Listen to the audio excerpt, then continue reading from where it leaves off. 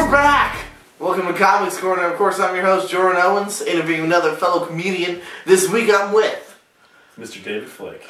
Mr. David Flake. David Flake, how are you tonight? I'm doing wonderful, Jordan. How are you doing yourself? I'm doing good, man. I'm glad to be here with you, man. Sink into this motherfucker. I like it. I'm very sunk in. I'm comfortable.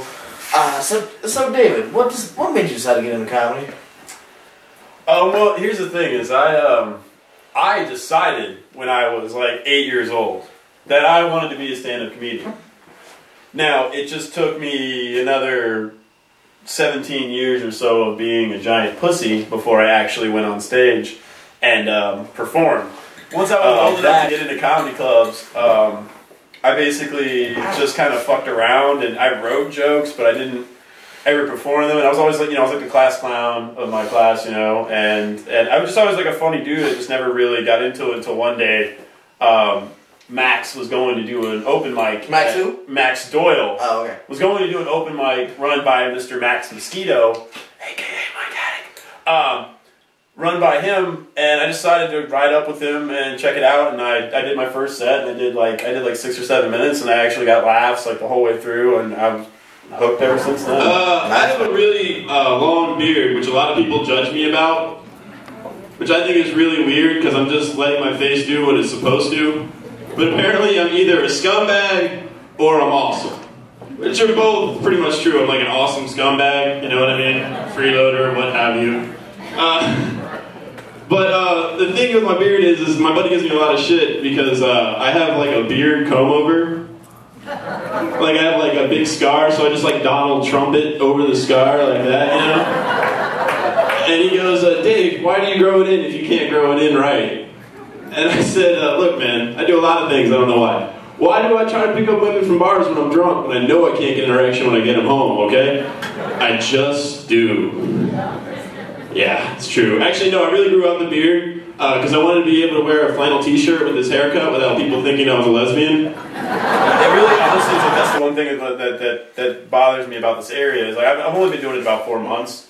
Right, and I feel like I'm doing well, but I feel like I wish I had more stage opportunities to try out more stuff. And everybody says, you don't want to rush, you don't want to, you obviously don't want to overexpose yourself at the same places, and that's a real problem around here because we don't have a lot of venues. Yeah, it's hard not for sure. Yeah, so it's like you either your choices are to do the same place every other week, with the same material that you're trying to work out, or wait, longer than you need to do material. So it's like you gotta not work out your material, or you got to keep re-exposing yourself to the same people. And it's, even if you have new stuff, it's like I just don't feel like going to the same audiences like all the time.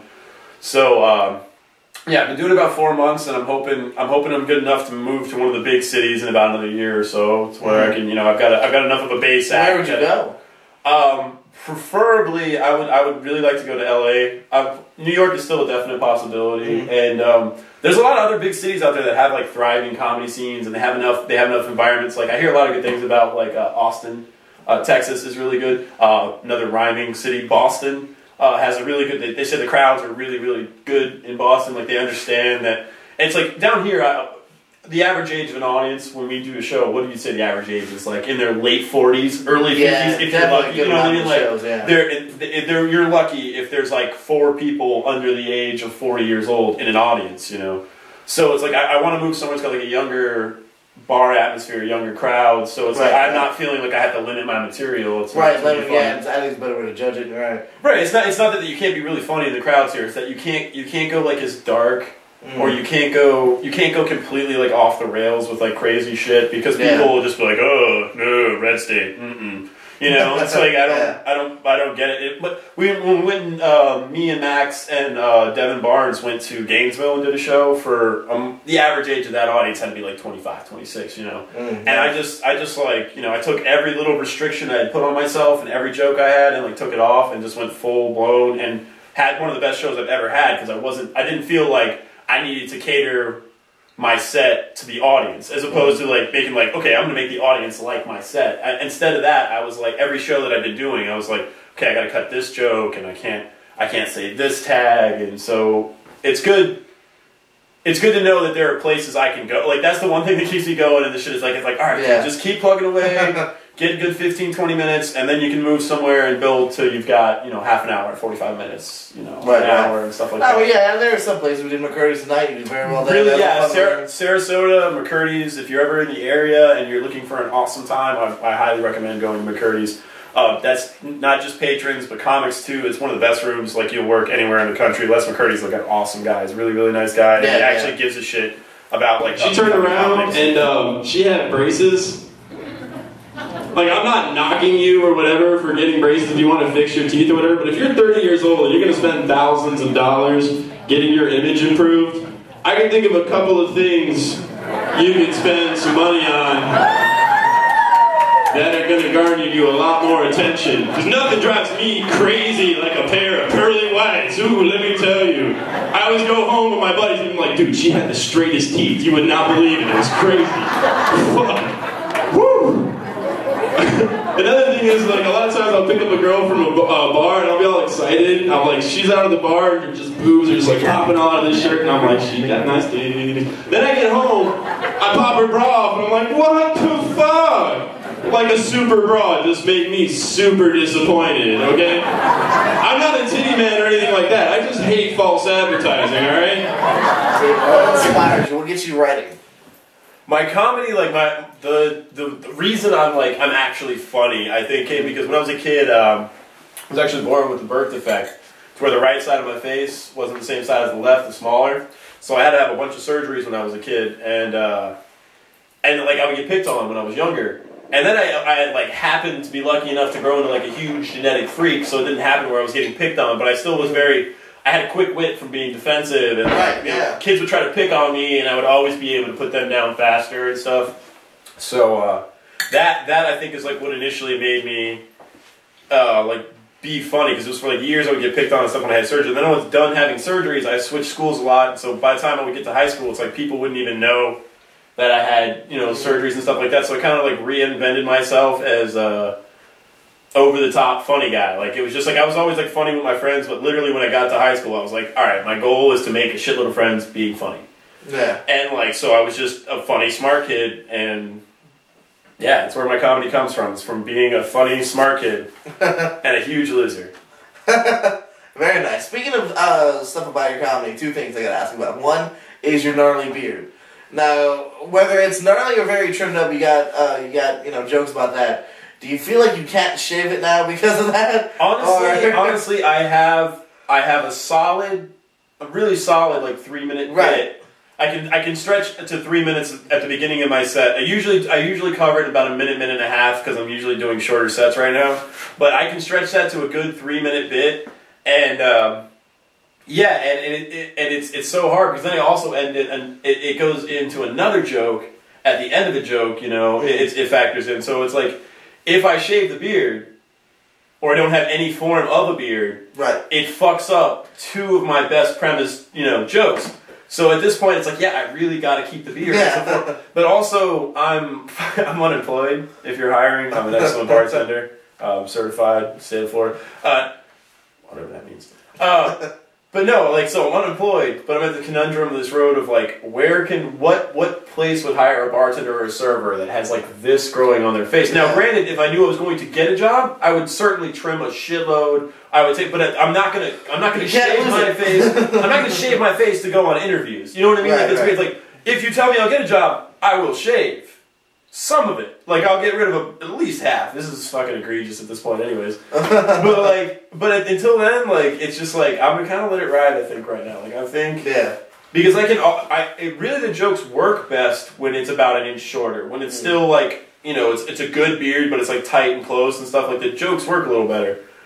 But I can still change them up to make them great jokes. And the longer it gets, like, I think the easier the laughs will be off of the beard, if that makes sense. Like, 'cause it's like the more, anytime somebody does a joke that's about a physical thing, the more exaggerated that physical thing is, the funnier. Like, what's that one guy's name? I can't remember. He's the, Galifianakis? No. Well, no. Not just having a beard. Galifianakis doesn't really do a lot of stuff about a beard, except when he does his impressions, where he talks about, you know. But I have a fucking great one that I want to do. I want to get, like, a D. Barnes hat. You gotta cut this part out, because that's all that works out. But, like, no, I want to get, like, a D. Barnes hat. Like, you know, he always wears that, like, a pipe top hat. put a cigar in my mouth, throw on sunglasses. I'm like, hey, I'm the Irish Fidel Castro. Like just out of nowhere, just like turn around, do all that real quick, and be like, Irish Fidel Castro. And just like, put it all, and just go right back to my fucking set. Just like, I get to a point where I need a second to think, I'm like, alright, Irish Fidel Castro. You know what I mean? And then just like fucking shut it down. Like, and then just, I feel like that would be a great fucking out of nowhere. People be like, they'd be sitting there thinking like, who does he look like? Like the whole fucking time, and then all of a sudden, Irish Fidel Castro. I just gotta get one of those hats. Not going from the beard, not the next thing. Where did the blazer come into play?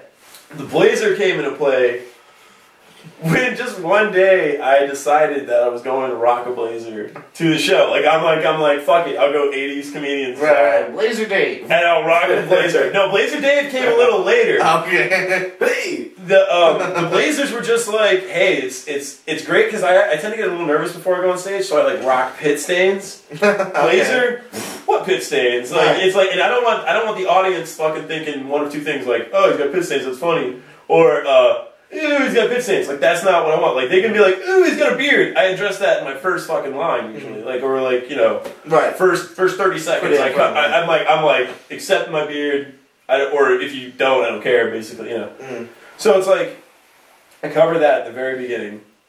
But yeah, so it's like the blazer's just like, hey, I feel comfortable with them because it's long sleeve. And it's just, but it's still casual. I'm not wearing like a full suit on stage. I still always wear jeans and like, comfortable shoes, not like overdressy shit. And I always wear usually I wear like a dumb t-shirt underneath the blazer, so it's like fun casual. You know what I mean? Like, I'm like, it's got an air of professionalism about it too when you go to a club. And you look nice when you're going on stage. Like, if you look, I feel like you're more likely to be remembered and noticed as like, okay, like we had 6 open micers tonight. All right, and 2 of them were funny. What was that one guy's name? Oh, I don't know. But that David Flick guy, the guy clean cut. Like I feel like sometimes that has gotten me like called back or impressed people that say. In Florida, definitely McCurdy's is like at the top of the list. I was very impressed with the way that they run the open mics at Bunkers. Like, it was really, really well set up. Like, to where the comics come early, they do writing sessions in small groups, and then they switch the groups up. And then while you're on stage, every comic, takes notes of, like, what you said and, like, how you said it differently or how they think that you could say this tag or whatever. And I feel like that's an awesome way to run open mics. And they have them, like, 5 or 6 nights a week or maybe even 7, I don't know. And everybody goes for a certain number of days in a row doing the same jokes and building them up. I feel like that's an awesome way to just like stockpile material to get new material worked out with that many people. Like, and when we showed up there, I think there was almost like 20, maybe more comics from the Orlando area that came down to the Boardwalk Bowl open mic, and yeah, that was cool. Like, in terms of like just like local spots, Fred's is a good time. Like it's always cool because I see all the other comics that like I first performed with and guys that I like to see, like Devin Barnes. He's a good local guy I like to watch. Joe Simmons, I like watching your set. I like Jessie because she has like more Jessie Robinik. She has like more balls than like every dude in the room. It's really funny. She's like. I actually got one of the girls from jbig.com to come back to my place. And I gave her a back rub, and afterwards she was like, "Oh my God, Dave, that was so great, but I don't have to give a good back rub. Is there anything I can do for you?" And I went to my slickest voice. I said, "Why don't you use your imagination?" So she drew me a picture of a rainbow and a unicorn. Trust me, guys, I was hoping that joke was going to end with a blowjob too, okay? This didn't fucking happen. To get people out to the shows, then that'll give us a chance to do more rooms because you can show a place like, look, this place is doing really good comedy on Thursdays. Are you open on Wednesday? And then you can build it to where there's a place every night of the week. You can do, or at least every other week. But right now we're down to what? We're down to like, what, 2, 3 open mics a week if you're lucky. And that's driving between like 3, 4. Yeah. That's like driving between like 3 different counties, driving like 40 minutes sometimes longer. Right. Once a month, the comedy club in Charlotte County doesn't do any open mics at all, ever. Or any sort of amateur competition. They used to, but they haven't done it in a long time. The comedy club in Marco Island does them once a month, which is nice because it's nice to work that room. You've never been there and stuff, but That's a long drive from where we live. I mean, literally me and anybody else who lives in Charlotte County or worse, like that's almost it's like an hour and a half ride out to all the way out on Marco Island. It's kind of far. So it's just we just need more. We need more chances to perform. I mean, McCurdy's is cool because they do it twice a week. They have 2 open mics a week for an A room. That's really nice. And I mean, I feel like that is an A room just because it's just like it's set up well. The people appreciate it. But right before I started doing comedy, I asked him at a club when he was getting off stage. I said, I really want to become a stand-up comedian. What do you think I should do? And he told me to kill myself. And I was like, what? And he's like, kill yourself. I don't want any competition. You might be funny. And I was like, was that it? That was it. That was it. And then just like walk. If you're just telling, jokes because you're funny when you sit around with your buddies and shit, then that's not why you should do it. You should do it because you feel like you can be funny to be like you can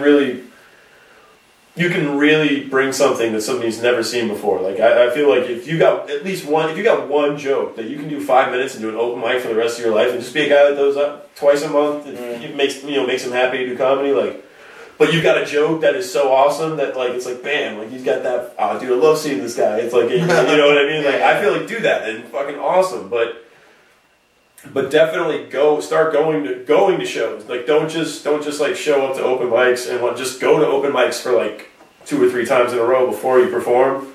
Like go and see how the guys are working through stuff and like don't be scared the first time you go up to bring notes on stage. Like you can bring your whole fucking act out on note cards, like index cards if you want. Like it's an open mic. Right. Yeah. You know what I mean? Like you can do it however you want. Like just start going to shows and and that's what the thing is. I was like a comedy junkie before I got it. I was big into like my dad let me watch like comedy that I was like way too young for. When I was like 6, 7, 8 years old, I'm watching Carlin and Pryor and shit. Like in 5 years, I want to be. I mean, I hopefully like based out of like LA. And touring, like doing, I really like. Well, I like the aspect of working the road. I like the idea of meeting new people and stuff like that. Like I really want to, and hopefully in 5 years I'm doing that headlining. Yeah, and then also maybe I wouldn't mind getting into acting for sure. Like to have some experiences with that, I think would be really cool. So yeah, like 5 years definitely want to be like touring and hopefully maybe getting some parts in commercials or. I'm huge. I'll play, Monster number 3, or I'll put on shoulder pads and play like Thug number 4. I can be the bearded. Oh shit! It's the Ginger Albano. I'll shave for a movie part, whatever. And then hopefully, 15 years down the line, I'd be 40, and I'm like, and people, people that are aware of comedy that are like. Good fans of comedy would be like, oh shit, David Flick's coming to town. Gotta go and see him, you know what I mean? Oh shit, son, the Flick's coming to town. Oh shit, like, yo, no, fuck that. This tickets go on sale tomorrow. Let's stay up all night smoking weed. We'll go and see the Flick this in like 3 months. Like, no, I feel like that would be really cool to have people wanting to see me go on stage. So yeah, that's the goal is to be somebody that I would hope to like want to see come on TV. You know what I mean? Like, I'm already like. I'm like really arrogant. Like I listen to myself on the like in my car, my recorder all the time. I'm like, this shit's hilarious. Like Kanye West, I don't give a fuck. Just Bob is some sort of Discovery Channel documentary. Like there's a British guy off to the side going, notice the giant ginger albino comedian in his natural habitat as he attempts to make people laugh over the 2-item minimum. If any of you ladies were even remotely turned on by that accent, just let me know after the show. I have like no self-esteem. I'm willing to do that shit. Yeah, like I'm willing to do that for the entire duration of a relationship, be it 6 years or just tonight. I don't know. America, YouTube, the 6 people that are gonna watch this. Comedy is like therapy for most of the people that go. Like most of the time when you see somebody like up on stage, they're talking about shit like. That's real shit. Like, that's stuff that if they talk it out up there, it makes them feel good, it makes them feel happy. And it's just like, if you just go and support and you laugh and you buy some drinks at a bar, we get more chances to do that. So, go out and support comedy and wear condoms. I just feel like that's good to tell everybody at any point. Like, I think you just saved some people. Yeah, like if you're watching this and you were like, I want to fuck this chick, but I don't have a rubber. Oh, yeah. Just borrow one or like... Fucking wait, man. Just get a rubber. It's important. David, your class act. I thank you so much for being on Comics Corner. Did you enjoy yourself? I had a great time. Awesome, so did I. This was Comics Corner. That was David Flick. I'm Jordan Owens. Good night. Good luck. Go fuck yourselves.